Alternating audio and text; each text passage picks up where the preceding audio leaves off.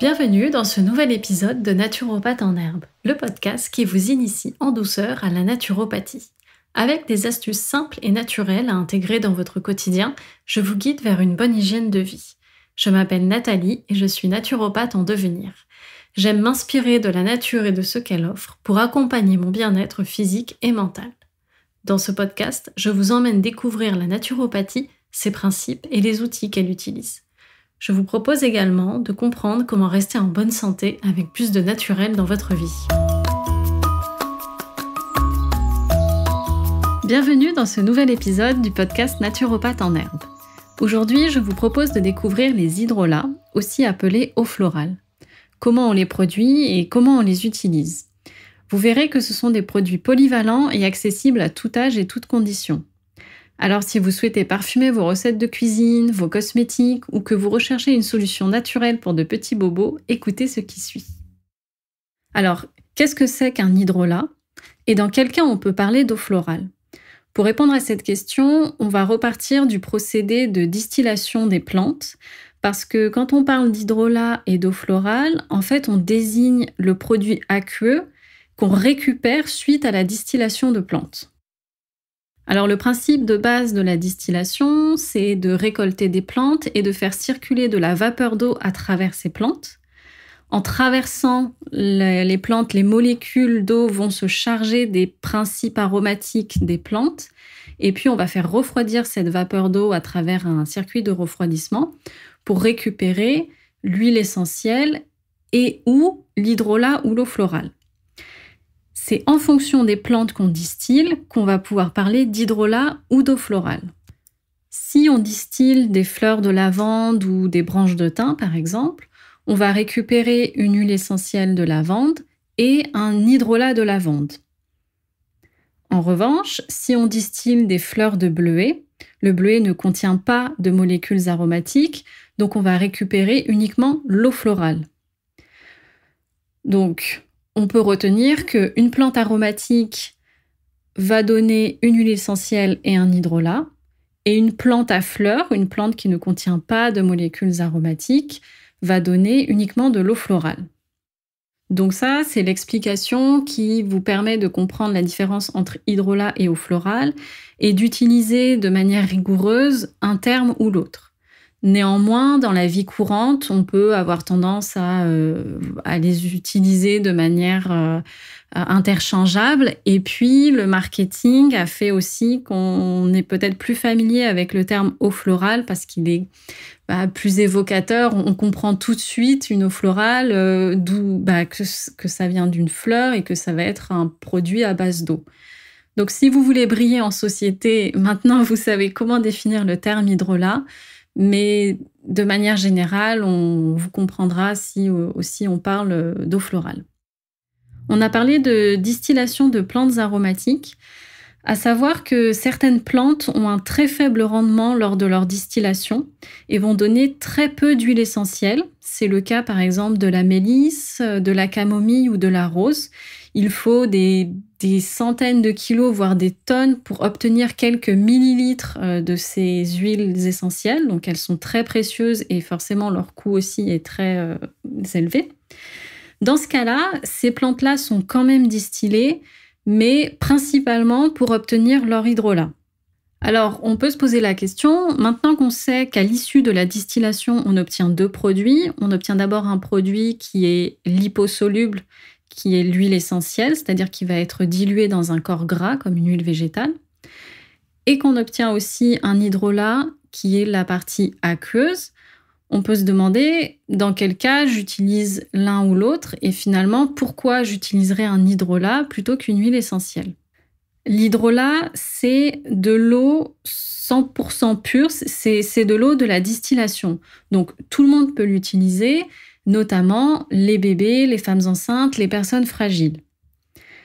Alors que les huiles essentielles sont beaucoup plus concentrées en principes actifs, en molécules aromatiques.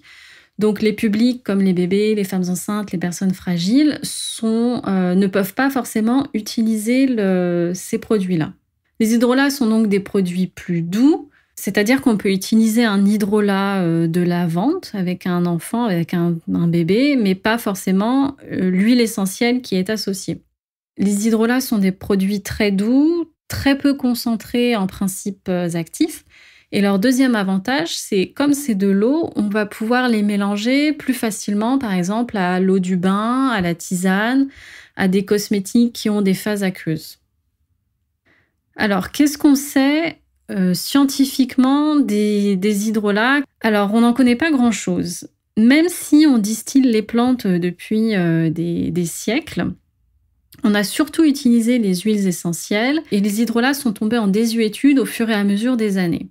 Néanmoins, depuis la fin du XXe siècle, avec le regain des produits naturels, on s'intéresse à nouveau aux hydrolats, mais il y a encore peu de travail scientifique sur ce thème. Ça n'empêche pas de les utiliser en toute sécurité. Les hydrolats ou les eaux florales sont donc des produits adaptés à un large public. Comme ils sont moins concentrés en principes actifs, on peut les utiliser en plus grande quantité et de manière plus fréquente que les huiles essentielles. Néanmoins, il faut veiller à ce qu'ils ne se dégradent pas avec le temps. Quand on achète un hydrolat, ils sont généralement vendus dans des flacons teintés de 250 ml, voire plus, avec un spray. Et une fois qu'on a entamé le flacon, on va se poser la question, comment je le stocke? Est-ce que je le laisse à température ambiante? Est-ce que je le stocke au frais? Est-ce que je peux le mettre à la lumière ou au contraire, est-ce qu'il faut qu'il soit gardé à l'abri de la lumière? Alors, le stockage des hydrolats, des flacons d'hydrolat, il y a débat sur la réponse. La première réponse, c'est vous entamez votre flacon d'hydrolat et ensuite vous l'utilisez dans les semaines qui suivent et pendant toutes ces semaines d'utilisation, vous stockez le flacon au frais pour ne pas dégrader l'hydrolat. La deuxième réponse, c'est une fois que vous avez entamé votre flacon d'hydrolat, vous pouvez le laisser à température ambiante et l'utiliser également dans les semaines qui suivent. En général, on utilise quand même un hydrolat dans les semaines, dans les mois qui suivent son ouverture. Alors pourquoi certains disent il faut garder un flacon d'hydrolat au frais et d'autres disent non, on peut le garder à température ambiante? L'argument, c'est que l'hydrolat, c'est de l'eau distillée, c'est de l'eau 100% pure. Donc finalement, les molécules qu'elle contient agissent déjà comme un conservateur et il y a peu de risques que l'hydrolat se dégrade de lui-même. Donc pour repérer que son flacon d'hydrolat n'a pas tourné, en fait, on va le respirer, on va apprécier son odeur et si un jour on sent une odeur qui a tourné, une odeur plus acide que d'habitude, dans ce cas-là, l'hydrolat sera passé et puis il faut s'en débarrasser et se procurer un nouveau lot. Pour ma part, j'utilise principalement des hydrolats dans ma salle de bain pour la cosmétique et je n'ai pas de frigo dans ma salle de bain. Donc une fois que j'ai entamé mes flacons d'hydrolat, je les laisse à température ambiante et je les utilise pendant plusieurs semaines et je n'ai jamais eu de soucis jusqu'à aujourd'hui. Je n'ai jamais eu de soucis d'hydrolat qui a tourné ou qui a ranci. Donc, je vous conseille de faire ce qui vous arrange. Vous avez le choix entre les stocker au frais ou les stocker à température ambiante. Faites ce qui est le plus pratique pour vous. Néanmoins, il y a un flacon, peut-être même 2 flacons d'hydrolat que vous pouvez garder dans votre frigo, car ils vont vous permettre un effet, en plus des propriétés de l'hydrolat, ils vont vous permettre un effet rafraîchissant. C'est les flacons d'hydrolat de rose, ou eau de rose, et d'hydrolat de menthe poivrée. Ceux-là, c'est vraiment un atout si vous les mettez au frais, parce que quand vous allez les appliquer sur le visage ou sur le corps, ça va faire un effet rafraîchissant bien plus important que s'il était stocké à température ambiante. Maintenant, on peut se poser la question de comment on choisit un hydrolat. Alors, il y a plusieurs réponses. La première, ça va être à l'odeur. Vous pouvez respirer différents flacons d'hydrolat et puis choisir les odeurs qui vous attirent le plus. Et puis, on va aussi choisir un hydrolat en fonction des propriétés qu'on recherche. Même si ce n'est qu'un produit aqueux, il contient quand même quelques molécules aromatiques et puis il contient des molécules hydrosolubles des plantes qui ont des propriétés même si elles sont moins puissantes que les huiles essentielles, mais les hydrolats ont quand même des propriétés. Donc, on peut avoir des hydrolats avec des propriétés antiseptiques, des propriétés calmantes, adoucissantes, etc. Pour savoir comment choisir, soit vous pouvez demander conseil en magasin ou au producteur à qui vous achetez. Il faut se renseigner sur la plante. Ensuite, le troisième critère de choix, ça va être l'étiquette. Il faut plusieurs informations sur une étiquette d'hydrolat. En fait, il faut les mêmes informations que sur un flacon d'huile essentielle. Il faut le nom latin de la plante et le nom vernaculaire, c'est-à-dire le nom commun en français de la plante. La provenance, la partie qui a été distillée, est-ce que ce sont les feuilles ou est-ce que ce sont les fleurs? Il va falloir la date aussi de distillation. On va en général préférer un hydrolat jeune. Le numéro de l'eau, si jamais il y a un souci avec votre flacon, que vous puissiez mentionner le numéro de l'eau au producteur. Si possible en agriculture biologique, puisque là, vous allez retirer les molécules de la plante et les appliquer sur votre peau. Et enfin, un élément très important, il faut que votre hydrolat soit 100% pur, c'est-à-dire qu'il ne soit pas coupé avec de l'eau ou avec un autre solvant. Bon, sauf si c'est ce que vous recherchez, mais quand on achète un hydrolat, en général, on veut qu'il n'y ait que l'hydrolat de la plante distillée.